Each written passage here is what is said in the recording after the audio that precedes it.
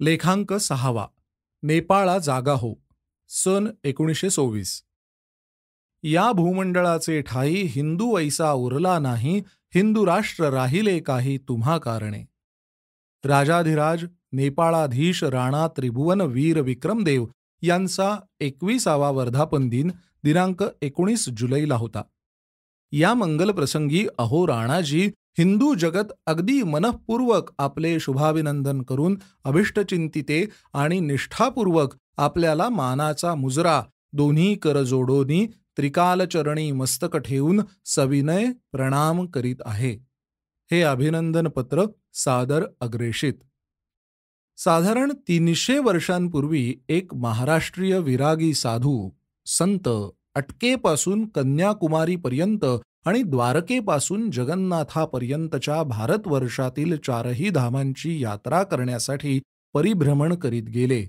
नि अखिल हिंदुस्थानचे परिभ्रमणात परिनिरीक्षण करून ते महाराष्ट्रात परतले. ते रक्तबंबाळ अंतःकरण होऊन नि आक्रंदन करीत राहिले की साऱ्या जगभरात सर्वत्र सर्वदूर कोठेही पतन पावलेल्या हिंदू जातीच्या हितकारणासाठी हिंदूंचा वाली कैवारी असा कुणीही नाही. अशी एकही जागा, एकही स्थळ नाही की जिथे हिंदूंचा राष्ट्रध्वज आपले मस्तक नव्याने उन्नत करू शकेल. जिव्हा रुधिरदिग्ध विदग्ध अंतःकरण हे असं उच्चारताही न येण्यासारखे अनुच्चरणीय दुःख आणि अस्वस्थ चिंता वागवीत असतानाच त्यांच्या डोळ्यांनी सापेक्षतः एक उदयोन्मुख युवक आणि त्याची उदात्त टोळी हेरली. त्या वैराग्यशील साधूचा ऊर देशभक्तीच्या आनंदाने अगदी उचंबळून आला आणि त्या त्रिकालदर्शी ज्ञात्याने तो उदात्त वीर युवक नि त्याची शूर अनुयायी टोळी ह्यांच्याकडे निर्देश करीत उच्च रवाने घोषणा करीत म्हटले की साऱ्या जगात येथून तेथून कोठेही जो आपल्या जातीला मोठेपणा प्राप्त करून देईल नि वैभवाप्रत नेऊन पोचविल असा कोणी हिंदू जरी उरला नसला तरी सुद्धा अरे महाराष्ट्रा, तुझ्याच ठाई तो एक वीर पुरुष युवक नि त्याची धैर्यशील शूर टोळी ह्यांच्यात मला आशेच्या खुणा जाणवत आहेत. आपले राष्ट्र आणि आपला धर्म त्यांच्याकडूनच टिकविला जाईल. ह्या भूमंडळाचे ठाई हिंदू वैसा उरला नाही, महाराष्ट्र धर्म राहिला काही तुम्हा कारणे. असे म्हणून त्यांनी त्यांच्या हाती दैवी कृपाप्रसादाचे प्रतीक रूप म्हणून भगवा पटका दिला.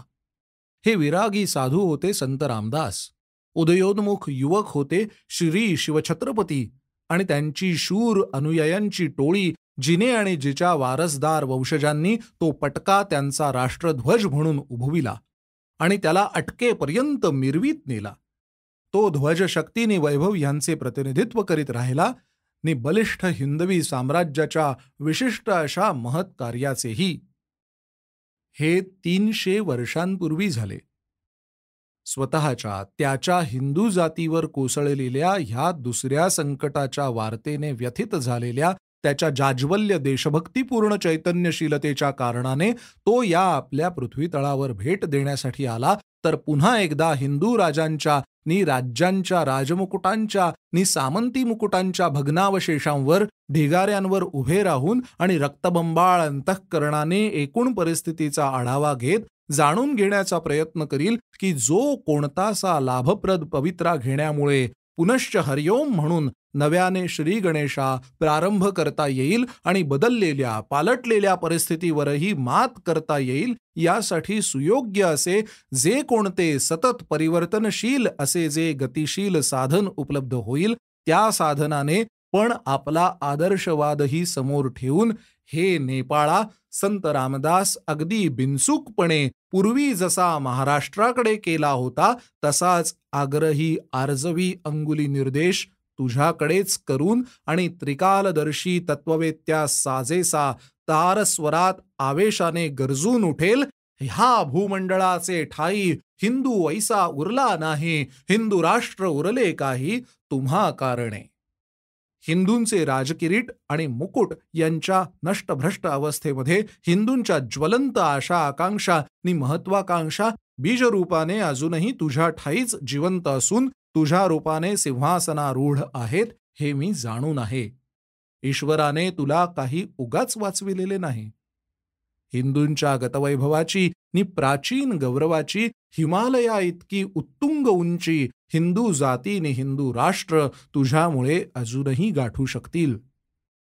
कधी कधी दिसायला अगदी क्षुल्लक पण क्षुद्र वाटणाऱ्यांमध्ये सुदृढ बलवती अर्थपूर्ण सांकेतिकता गुप्तपणे ठेवणे प्रारब्धाला पुष्कळदा भावते आवडते. तर मग हे असे असू शकते काय? आख्यायिका दंतकथा जे काही सांगते ते खरे असल्यास जरीपटका भगवा जो रामदासांनी शिवछत्रपतींना दिला होता तो काही अद्भुत चमत्कारपूर्ण स्थित्यंतर होऊन नेपाळच्या दुर्गात माघार घेऊन विसावला आणि काठमांडूच्या मंदिरात पेशव्यांच्या गादी सवेच सुरक्षित ठेवून पूजिला जात आहे. ज्या हिंदू जाती आणि धर्माचे कर्मी कारणी जसे नेतृत्व करण्याची राजचिन्हे आणि राजपदके शिरोभूषणे नि आभूषणे यांचे प्राधिकार जे एकदा मराठ्यांकडे होते ते आता पालटलेल्या परिस्थितीत अर्थातच आवश्यकतेनुरूप साधनातही फेरफार होऊन अखिल हिंदू जगताच्या कारणी हे नेपाळा कैवारी म्हणून तू स्वतःला गुंतवून घेण्यासाठी तुझ्या हाती सोपविले आहेत. असेही असू शकेल काय?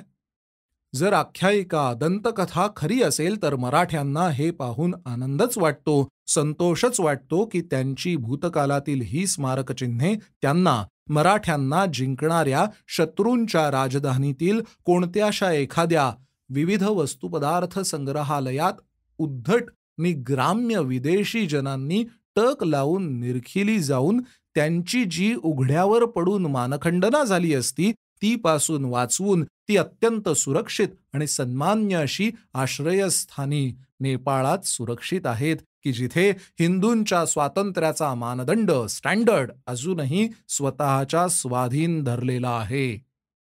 आमच्या क्षीण दुबळ्या हातांनी हिंदू कारणाचा हा ध्वज तुझ्या हाती सोपविला आहे. तो हे नेपाळा उंचच उंच धरून ठेव. जागा रहा आणि तुझ्या नवीन नि उत्कट प्रबल दायित्वांची जाण करून घे. संघटनाचे नेतृत्व कर. आम्ही तुझे अनुगामी अनुचर अनुयायी असू. आपल्या हिंदू जातीच्या संरक्षक देवता तुझ्या ठाई प्रबळ आशाकांक्षांच्या आणि उत्कट भव्य दिव्य संकल्पनांच्या प्रेरणा करोत. तुझ्या सेनादलांचे नित्य नूतन बलनी शक्ती संवर्धन करोत आणि हिंदू जगत अखिल मनुष्य मात्राच्या राष्ट्रकुलात पुनःस्थापित होऊन आपल्या सुयोग्य स्थानी अगदी श्री रामचंद्रांच्या किंवा प्रियदर्शी अशोकांच्या काळी होते तसे त्याचप्रमाणे पुन्हा एकदा विराजमान होईतो यश नि वैभव तुझ्याच मागे असोत.